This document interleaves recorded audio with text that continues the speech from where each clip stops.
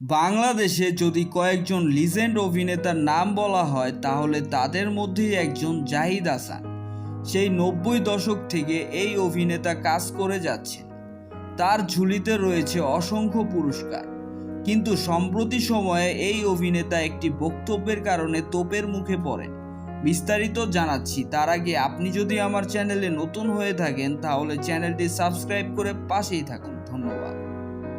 সম্প্রতি সময়ে মুক্তিপ্রাপ্ত সিনেমা উৎসব, যেটিতে কিনা চঞ্চল চৌধুরী, জাহিদ হাসান, জয়া হাসান সহ আরও অনেক অভিনেতা অভিনেত্রী কাজ করেছে। এই সিনেমাটি আয়ের দিক দিয়ে অনেক ভালো যাচ্ছে। এই সিনেমাটিরই একটি প্রেস কনফারেন্সে জাহিদ হাসান বলেন, আমি শাকিবকে মেগা স্টার মানি না, তার থেকেও অনেক জনপ্রিয় অভিনেতা অভিনেত্রী রয়েছে। তাদের মধ্যে একজন মুশফিক ফারহান। ছেলেটি নতুন হিসাবে তার অনেক জনপ্রিয়তা রয়েছে।